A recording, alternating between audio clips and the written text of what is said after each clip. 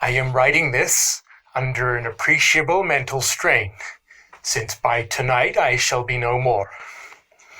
Penniless, and at the end of my supply of the drug which alone makes life endurable, I can bear the torture no longer, and shall cast myself from this garret window into the squalid street below. Do not think from my slavery to morphine that I am a weakling or a degenerate. When you have read these hastily scrawled pages, you may guess, though never fully realize, why it is that I must have forgetfulness or death.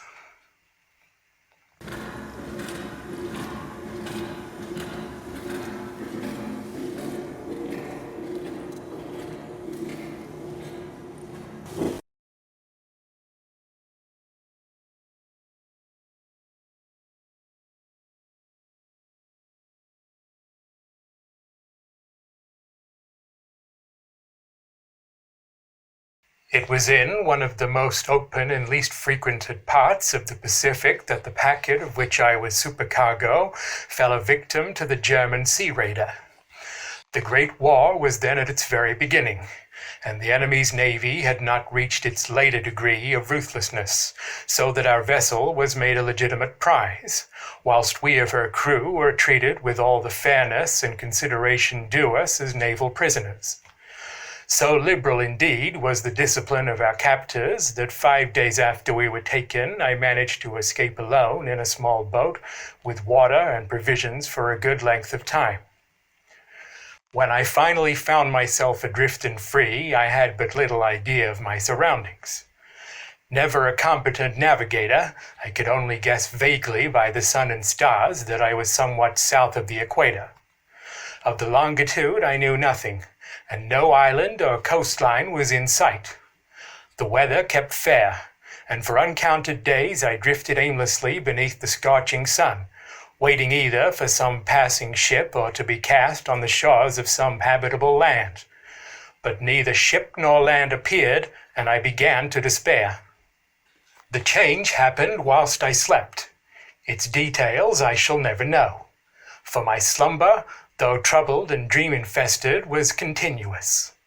When at last I awaked, it was to discover myself half sucked into a slimy expanse of hellish black mire which extended about me in monotonous undulations as far as I could see, and in which my boat lay grounded some distance away. Though one might well imagine that my first sensation would be of wonder at so prodigious and unexpected a transformation of scenery, I was in reality more horrified than astonished, for there was in the air and in the rotting soil a sinister quality which chilled me to the very core. The region was putrid with the carcasses of decaying fish, and of other less describable things which I saw protruding from the nasty mud of the unending plain. The sun was blazing down from a sky which seemed to me almost black in its cloudless cruelty, as though reflecting the inky marsh beneath my feet. As I crawled into the stranded boat, I realized that only one theory could explain my position. Through some unprecedented volcanic upheaval, a portion of the ocean floor must have been thrown to the surface, exposing regions which for innumerable millions of years had lain hidden under unfathomable watery depths. So great was the extent of the new land which had risen under me that I could not detect the faintest noise of the surging ocean, strain my ears as I might. For several hours I sat thinking or brooding in the boat, which lay upon its side and afforded a slight shade as the sun moved across the heavens. As the day progressed, the ground lost some of its stickiness and seemed likely to dry sufficiently for traveling purposes in a short time. That night I slept but little, and the next day I made for myself a pack containing food and water, preparatory to an overland journey in search of the vanished sea and possible rescue. On the third morning, I found the soil dry enough to walk upon with ease. The odor of the fish was maddening, but I was too much concerned with graver things to mind so slight an evil, and set out boldly for an unknown goal. All day I forged steadily westward, guided by a faraway hummock which rose higher than any other elevation on the rolling desert. That night I camped, and on the following day still traveled toward the hummock, though that object seemed scarcely nearer than when I had first spied it. By the fourth evening I attained the base of the mound, which turned out to be much higher than it had appeared from a distance. I do not know why my dreams were so wild that night, but before the waning and fantastically gibbous moon had risen far above the eastern plain, I was awake in a cold perspiration, determined to sleep no more. Such visions as I had experienced were too much for me to endure again, and in the glow of the moon I saw how unwise I had been to travel by day. Without the glare of the parching sun, my journey would have cost me less energy. Indeed, I now felt quite able to perform the ascent which had deterred me at sunset. Picking up my pack, I started for the crest of the eminence. I have said that the unbroken monotony of the rolling plain was a source of vague horror to me, but I think my horror was greater when I gained the summit of the mound and looked down the other side into an immeasurable pit or canyon, whose black recesses the moon had not yet soared high enough to illumine. I felt myself on the edge of the world, peering over the rim into a fathomless chaos of eternal night. Through my terror ran curious reminiscences of Paradise Lost and of Satan's hideous climb through the unfashioned realms of darkness.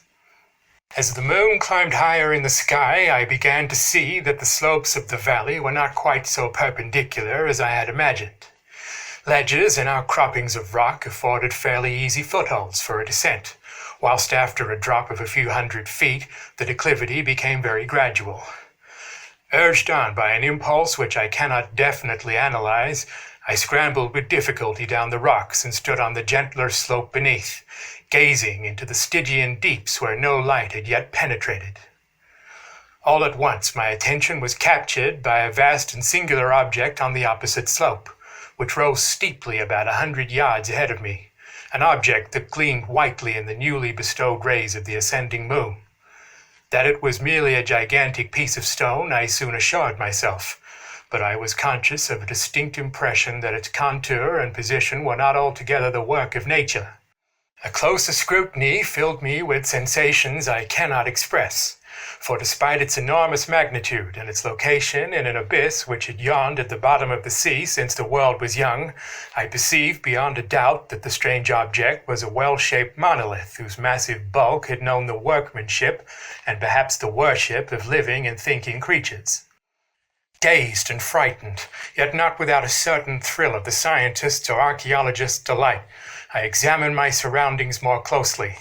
The moon, now near the zenith, shone weirdly and vividly above the towering steeps that hemmed in the chasm, and revealed the fact that a far-flung body of water flowed at the bottom, winding out of sight in both directions, and almost lapping my feet as I stood on the slope.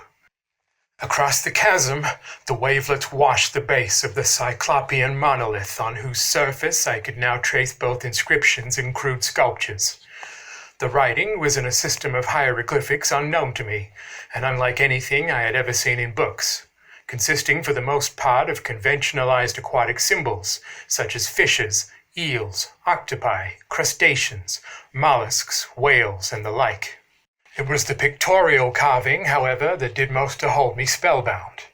Plainly visible across the intervening water on account of their enormous size were an array of bas-reliefs whose subjects would have excited the envy of a Doré. I think that these things were supposed to depict men, at least a certain sort of men, though the creatures were shown disporting like fishes in the waters of some marine grotto, or paying homage at some monolithic shrine which appeared to be under the waves as well. Of their faces and forms I dare not speak in detail, for the mere remembrance makes me grow faint.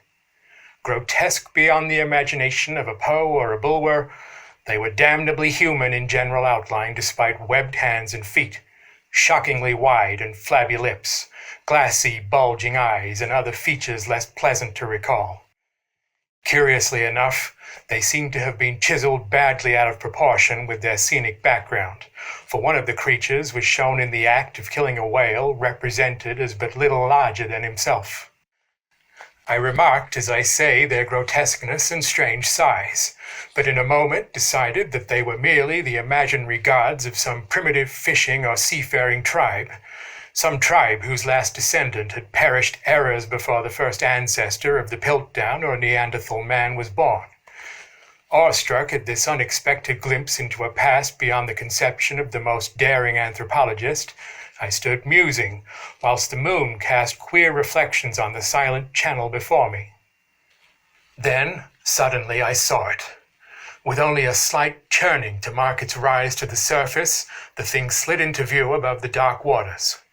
Vast, polyphemus-like and loathsome, it darted like a stupendous monster of nightmares to the monolith, about which it flung its gigantic scaly arms, the while it bowed its hideous head and gave vent to certain measured sounds. I think I went mad then. Of my frantic ascent of the slope and cliff, and of my delirious journey back to the stranded boat, I remember little. I believe I sang a great deal and laughed oddly when I was unable to sing. I have indistinct recollections of a great storm sometime after I reached the boat. At any rate, I know that I heard peals of thunder and other tones which nature utters only in wild and terrible moods. When I came out of the shadows, I was in a San Francisco hospital, brought thither by the captain of the American ship which had picked up my boat in mid-ocean. In my delirium I had said much, but found that my words had been given scant attention. Of any land upheaval in the Pacific, my rescuers knew nothing, nor did I deem it necessary to insist upon a thing which I knew they could not believe.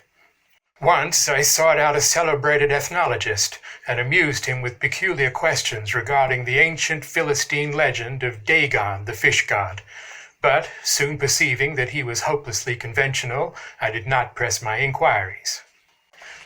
It is at night, especially when the moon is gibbous and waning, that I see the thing.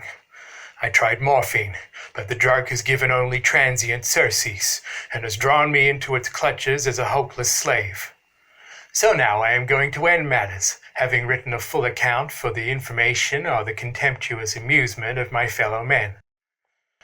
Often I ask myself if it could not all have been a pure phantasm, a mere freak of fever as I lay sun-stricken and raving in the open boat after my escape from the German man-of-war. This I ask myself, but ever does there come before me a hideously vivid vision in reply. I cannot think of the deep sea without shuddering at the nameless things that may at this very moment be crawling and floundering on its slimy bed, worshipping their ancient stone idols and carving their own detestable likenesses on submarine obelisks of water-soaked granite. I dream of a day when they may rise above the billows to drag down in their reeking talons the remnants of puny, war-exhausted mankind. Of a day when the land shall sink, and the dark ocean floor shall ascend amidst universal pandemonium.